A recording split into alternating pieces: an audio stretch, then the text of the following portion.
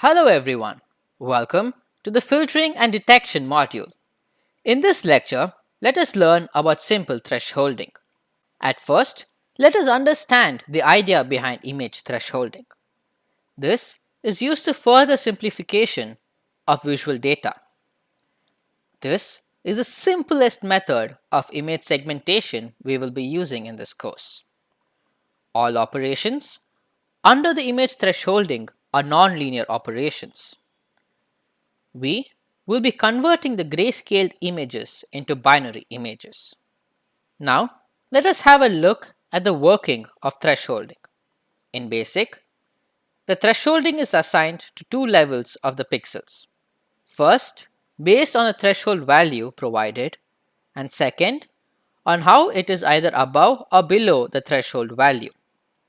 If the value is, let's say, greater than the threshold value, then it is assigned as white.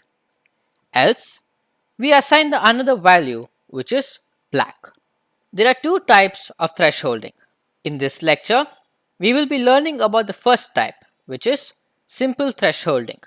Here, the pixels with values greater than the specified value, the operation is applied, and we will be assigning these pixels with a standard value. So now, let us have a look at the simple thresholding operations. The first operation we are going to have a look at is called the binary operation. This is the simplest and most common type present. Here, the destination pixel is set to the corresponding source pixel if the source value is greater, or else it is set to 0.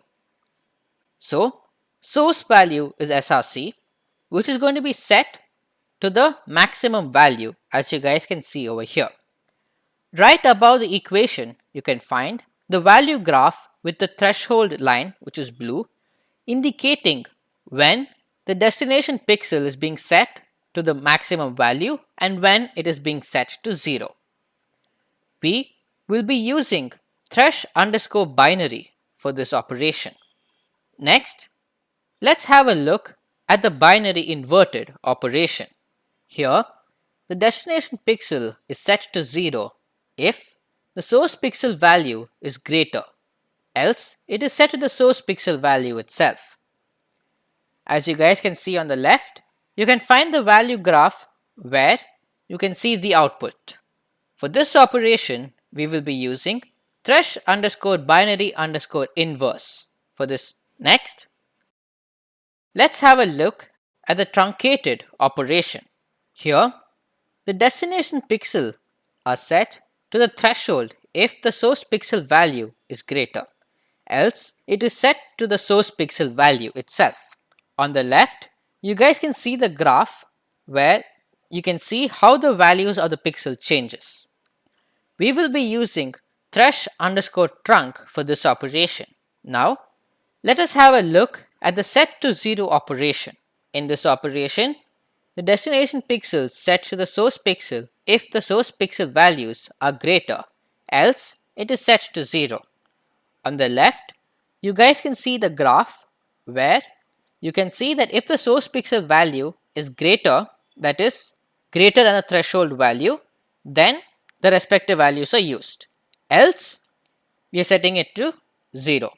Here, we will be using the thresh_to0 for this.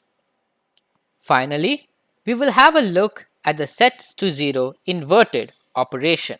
So, in this operation, the destination pixels are set to 0 if the source pixel value is greater, else it is set to the source pixel value itself. On the left, you can find the graph where you can see the pixel values change. For this operation, we will be using thresh_20_inverse. In the coming lectures, you will learn about the adaptive thresholding, that is, the second type of thresholding. Thank you. See you guys in the next lecture.